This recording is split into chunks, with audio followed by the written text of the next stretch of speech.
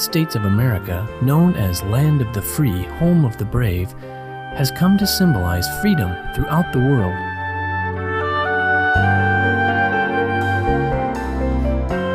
People from all nations and from all walks of life have called the United States home. The United States has welcomed them with open arms. Indeed, the famed Statue of Liberty is the embodiment of this dream.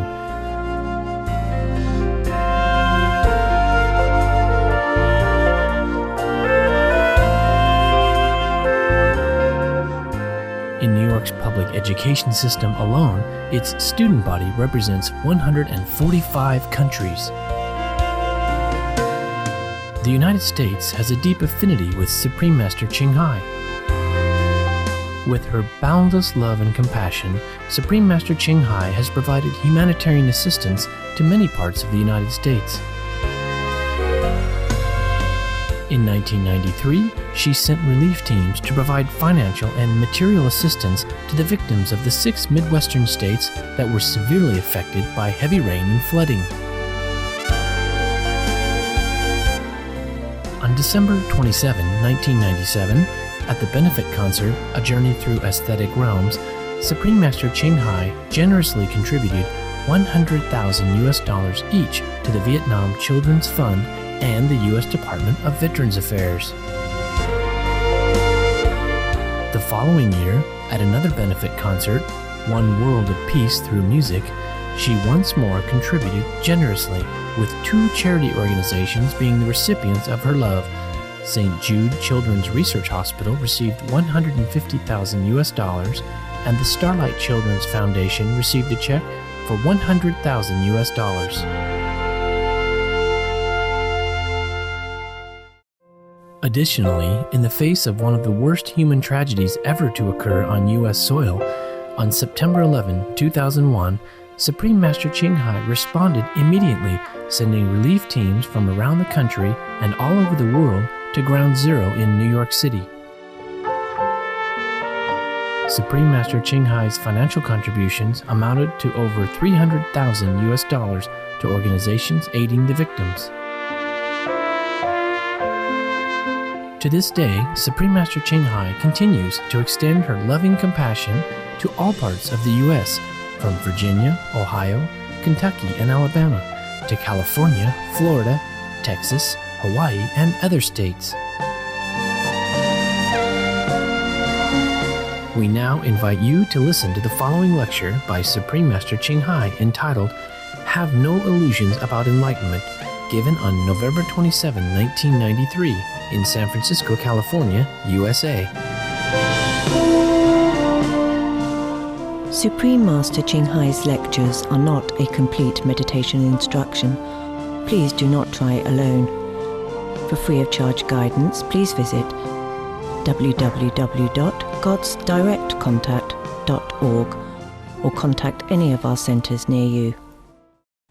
Masters of the past, present, or future are those scientists who knows many things from the universe that we ordinary person probably find it difficult to understand or to believe. But then they will also teach us or guide us into this science so that later we ourselves also become a master or a teacher, at least to ourselves. Because to be master of ourselves is the most difficult.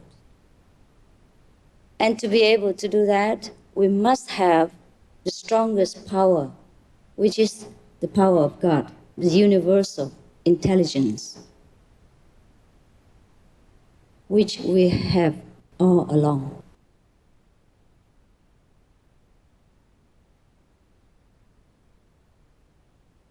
Some people accuse Jesus when he was alive for telling a lie, for being blasphemy, because he said he is one with God. He's the Son of God. He's and the Father one. But we have forgotten, and even nowadays people still think that way. We have forgotten that except God. There's nothing else who lives within this temple. The I that we assume ourselves to be never exists really. Because when we're born, just first born, we don't know much. And we don't have name even. And we don't even have the I. Because if you boil down to the I that exists from the baby, what is it that you call the I, or the her, or the she, or the he? What is it? Can you or he identify that baby with any entity that we call the I, or the he, or the she? Now, when we grow up, then we have a lot of knowledge from teachers, from relatives, from friends. Then we begin to have an entity, to have an individual. Yes, an individual that is described as angry person, irritated character, or loving person, or wise person, etc., etc. But where do these wise, loving, angry, or lustful, or greedy person come from? He wasn't born with it. It wasn't the he who was born in the beginning. It was the informations only that we collect. And then we identify ourselves with it. Therefore, the theory of reincarnation actually should not be taught to people, because we don't have an entity to reincarnate. Thank you. I'm glad I made myself clear, or because you are very enlightened. What reincarnate, perhaps, is this clinging tendency to the information that we got, whether bad or good. And then that clinging tendency will go and find one instrument after another to satisfy the longing that we have not got from the last previous so-called birth. So after this, the knowledge, the wisdom, or the God self that resides in this body pass out, leave this temple, he or she or it will pass to another temple. Just like we go from one church to another, we be the same person. And actually, in the universe, there's not one entity exist, but the whole mass of energy and a loving field, but sometimes divided into different sections. Just like the electric currents, it is in the bulbs and is in the wire, is go through the microphone, different shape, you see, and go into the refrigerator, different shape again, and go into the electric fan, different shape again. But the inside currents, it is exactly the same. Similarly, we have never been separated from the Most High, the highest power. We have been always the Supreme. But because of our tendency to identify with the informations that we get and the habits that we collect from the environment and from the circumstances, we have an individual, an entity, which thinks itself separate from the whole. So after we are enlightened, through our own effort, I repeat again, through our own effort, or through a spiritual friend, we will see things differently. Then even though we still have an individual shell, but we know we are not that. At that time, our answers will naturally appear, or we don't even have any more question. That's the best way, because no question is good question. Because when we are enlightened, we rise above this mess of opposition of bad and good, of the discriminational nature of our mind. And then we will see, there was just my shell, my clothing. I am here, me, it's different. The more we identify ourselves with the material knowledge and possession, the less we know how great we are.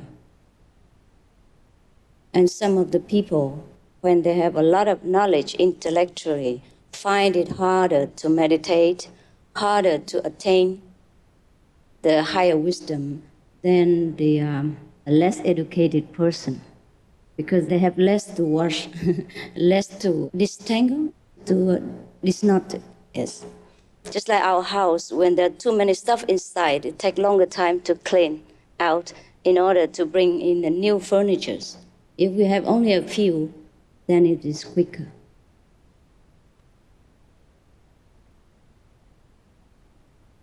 So it is very easy to believe that we can get liberation in one lifetime, because actually we are already liberated. We have always been liberated, and we will always be liberated. What makes us feel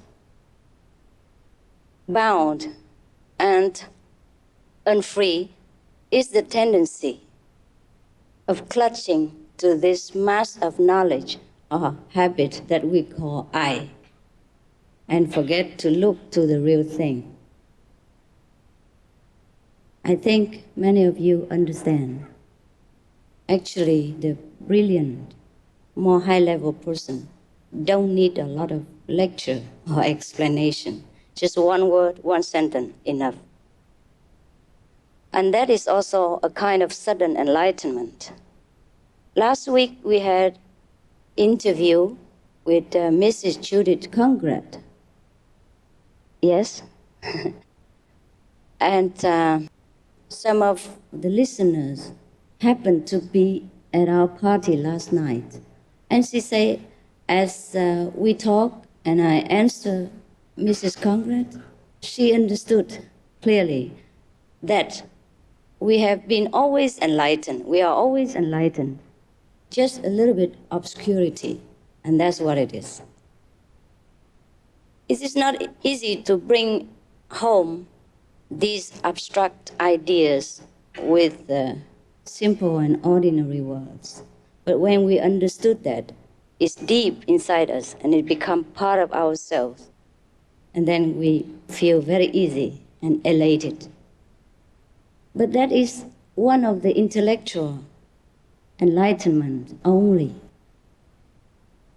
In the Zen meditation, sometimes they call it sudden enlightenment or immediate enlightenment, because one word of the teacher set you free in some part, or maybe set you free a great deal or completely.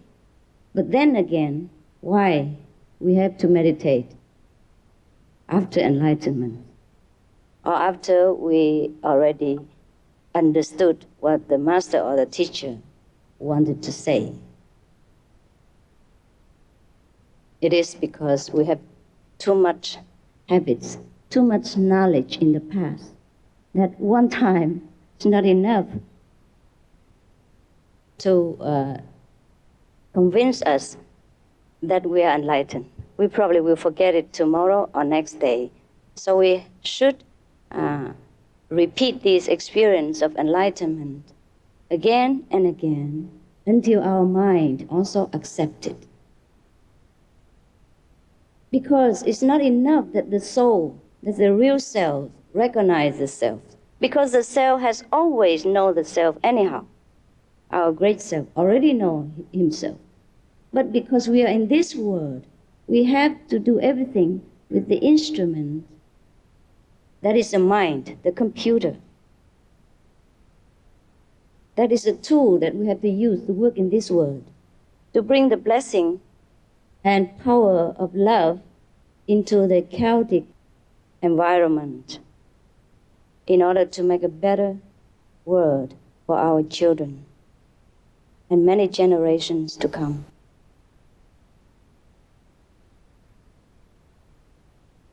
The mind is a very powerful instrument, and that's what hinders us life after life, that we cannot know God, that we cannot know our real position in the universe. Therefore, we cannot overlook Him. We must befriend Him. We must let Him know why we do this and why we do this, do that, until the mind completely accepts and become our good friend. Then we can be very happy and relaxed. Otherwise, if the mind doesn't agree, then we can forget about meditation. It doesn't yield any fruit.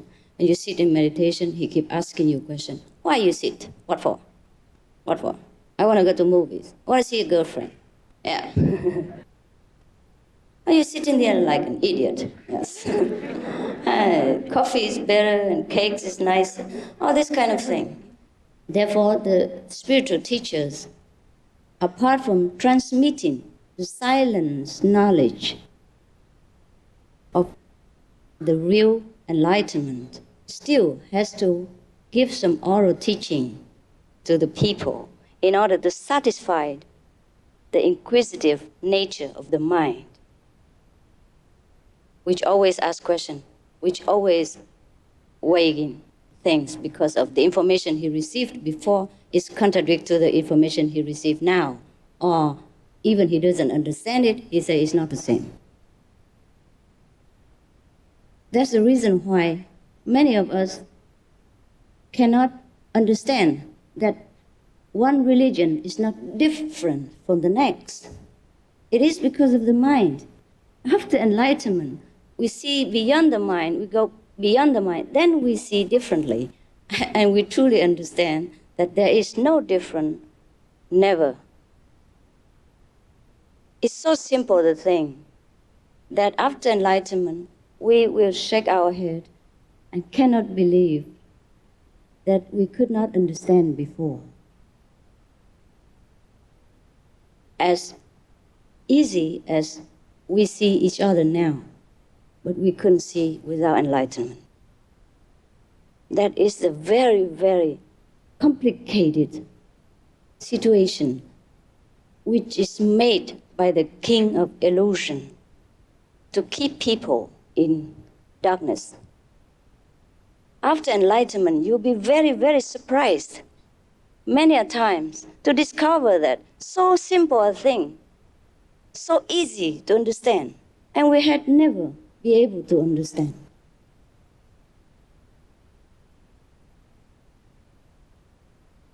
The teaching of the teachers, or master or spiritual friend, are called oral teaching, theoretical part of the spiritual practice.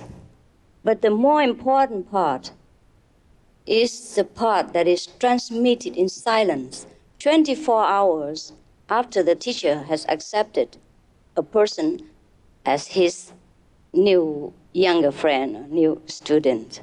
Well, I hesitate to use a big word like master, disciples. But all the books are full of these terminologies. And we get used to it after sometimes.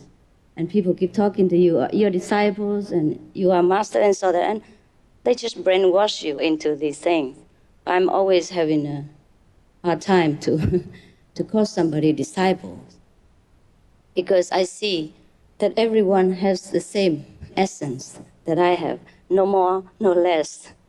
And we are always connected with each other and are always connected with God. It is a shame that we have to go to someone to ask questions or to be a disciple. But let's be humble for some time, well, and then we will be great. If we have not found our great self, it is also difficult for us to admit that we are great. And then after we have found our great self, it is also difficult to admit that we are great. Before we know our great self, it's difficult to admit that we are great. And after we know our great self, it's even more difficult to admit that we are great. Because simply, we see everybody is great.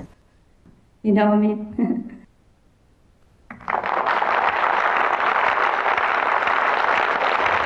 Thank you. You're very attentive. And I'm very happy to see that.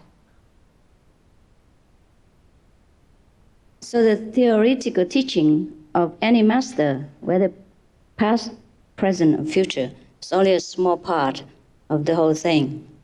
If we only learn the theory, yes, we can get enlightened somewhat. Or maybe at least we become an ethical person, like we will understand the need of keeping the precepts of not using violence instead of spreading love, not stealing instead of sharing with neighbors, etc., etc.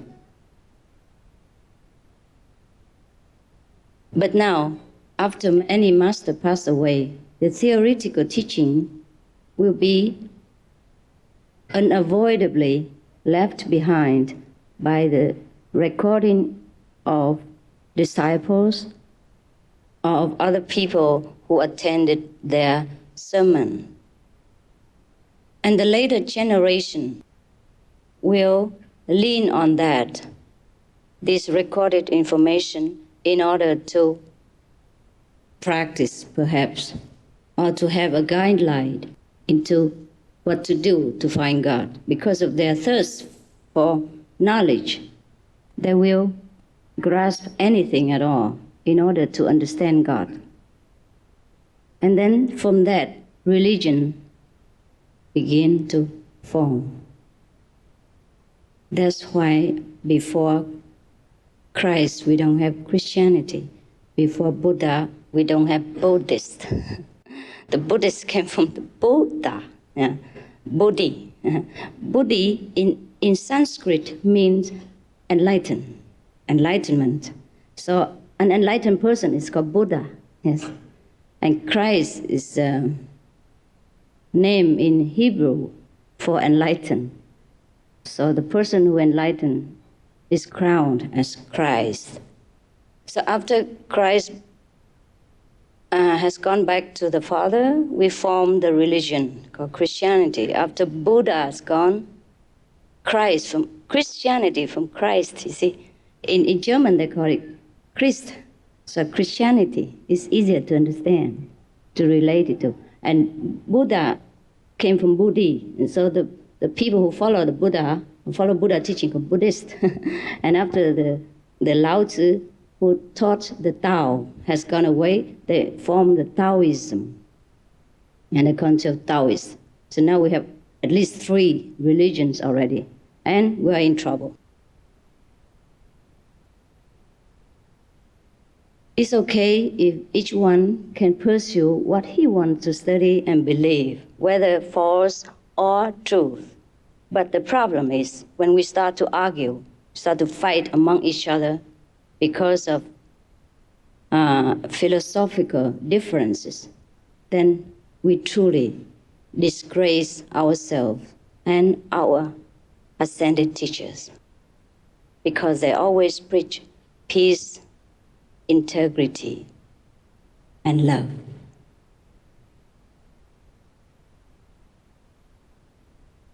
So it doesn't matter now whether we believe Christianity is the greatest religion or Buddhist is the highest belief in our world.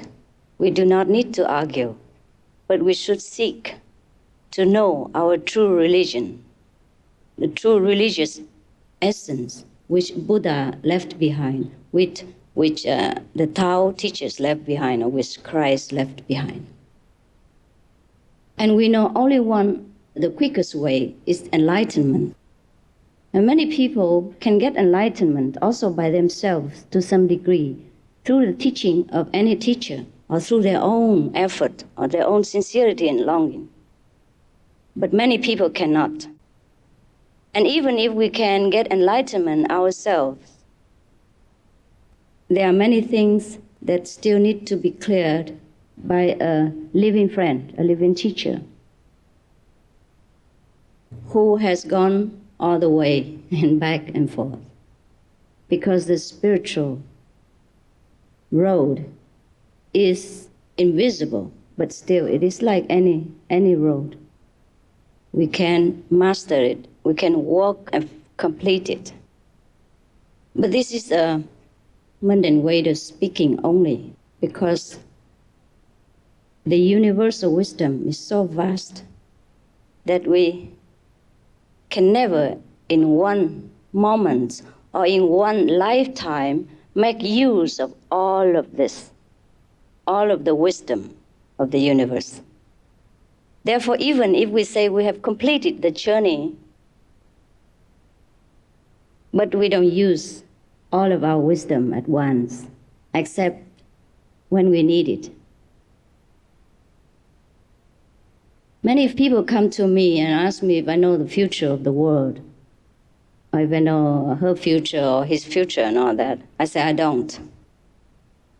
I don't look into the future. I only look into the present. I know what I have to do in this moment, and that's enough for me. But sometimes, if necessary, I can glimpse into the future, if only necessary, and into the past even,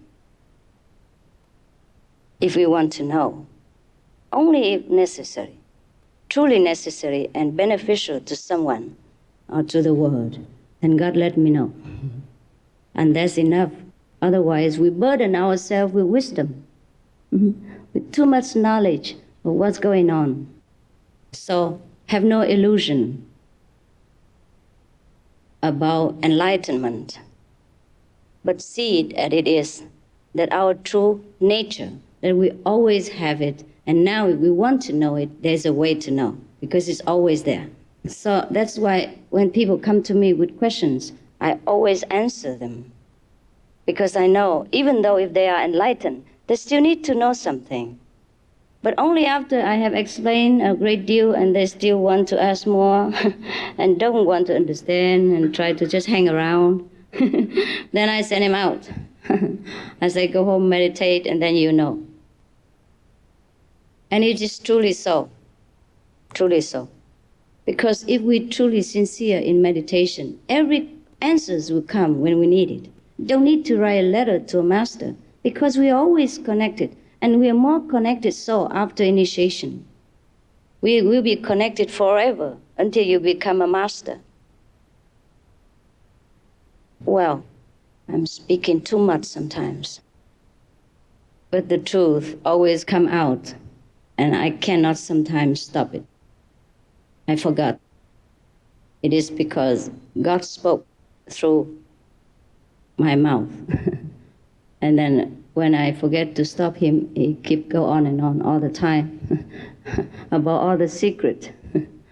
And then sometimes people think that I boast, but it's all the truth.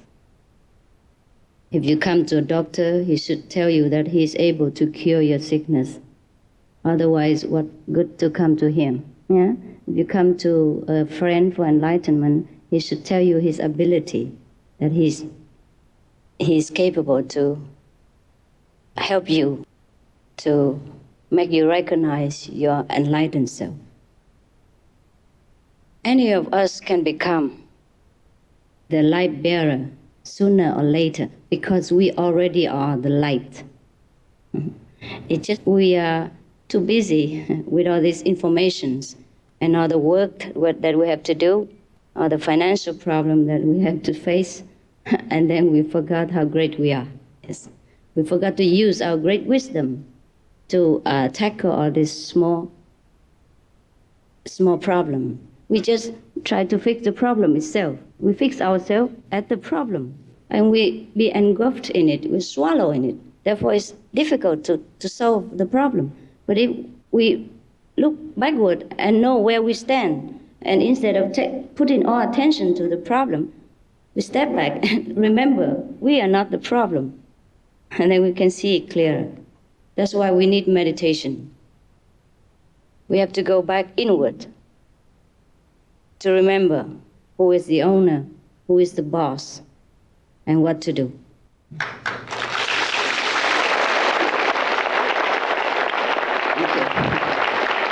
How does one totally surrender and let go and let God do it instead of one? Right. With enlightenment, it's easier. It's easier. Otherwise, we only want to do it, but the mind obstructs us and always feel that he is the one who does it. And we are attached to the mind, so we think we are the one who do it. So enlightenment will clear everything, quicker or slowly.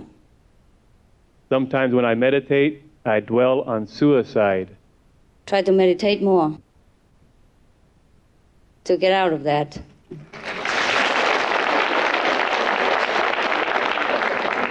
You see, doesn't matter what type of meditation you are doing.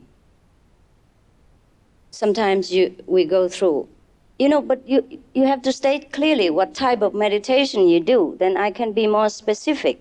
Otherwise, we are mixed up. Any kind is meditation. Even the chant the mantra, they also say meditation, or reciting Buddha's name, anything they call meditation. It might not be incorrect, yes, in a way, but still it confuses people, So you please specify your type of meditation or prayer so that I can answer you more clearly.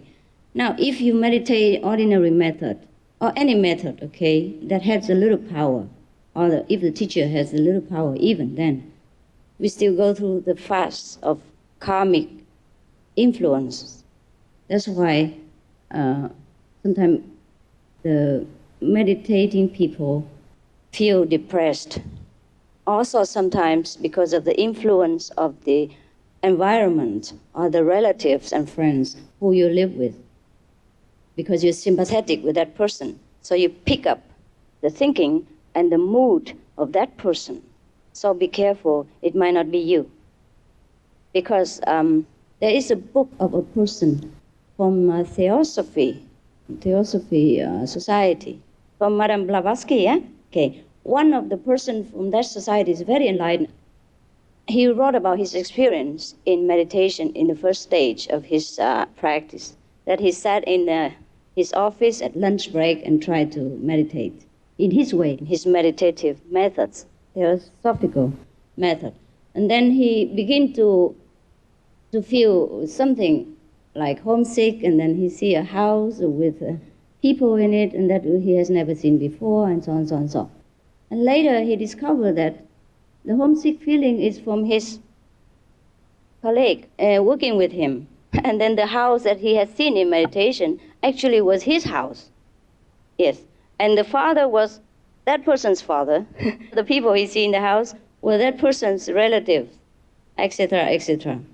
So you beware of the openness of our energy when we meditate. And mostly, if we have a living teacher whose energy is still alive, then he or she can protect you from this influence. But if we try to learn from a past master whose magnetic field already has drawn up to the higher dimension, then we might have a little difficulty with asking for protection. Yes. So we tend to pick up more easily the environmental influence, whether bad or good. Yes. So we can never be sure whether that meditation or practice experience is ours or it is the neighbor's. Is the Kuan Yin method similar to Radha Swami's method? I think somehow, yes. Some degree it is similar. Master, if I do not become enlightened and my wife does, will I have difficulty? Yes. You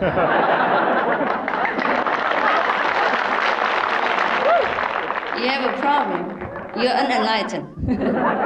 It's the biggest problem.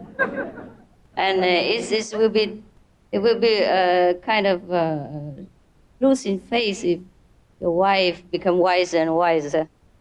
And it's difficult to control her, so watch it. Jesus says, surely I'm with you always to the very end of the world. Sure. He also says, no servant can serve two masters. Mm-hmm. What are your views on these scriptures? Okay. Any master, when he's alive, say the same thing. A living master has a duty to take any sincere seeker back to the end of the kingdom of God. And his duty only finished there and then. So when Jesus said that, he gave the disciples a solid promise that he will never forsake them nor leave them. And every master should promise like that. I feel very embarrassed and shy to proclaim anything that is difficult to prove to you intellectually, except through initiation and your later continuous meditation. But if you want to seek this long-term promise in the name of God, I also give you.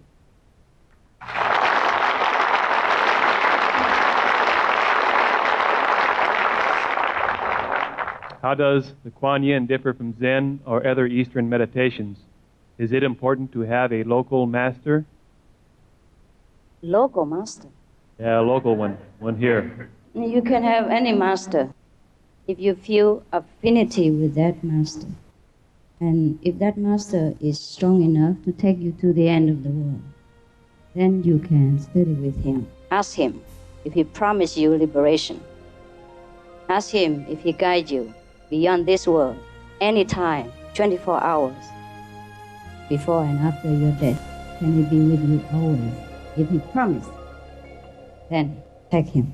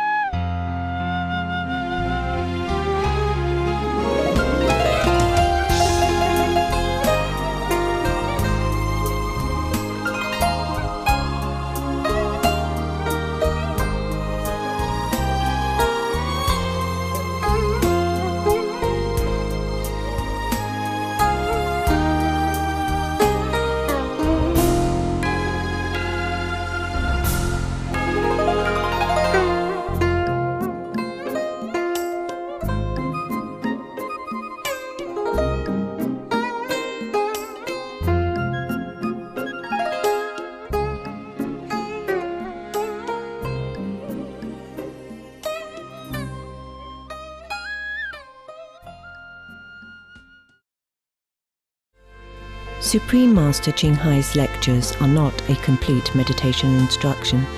Please do not try alone. For free of charge guidance, please visit www.godsdirectcontact.org or contact any of our centers near you. It is our joy to have your company for today's episode of Words of Wisdom. Join us again Sunday for the conclusion of Supreme Master Ching Hai's lecture entitled Have No Illusions About Enlightenment.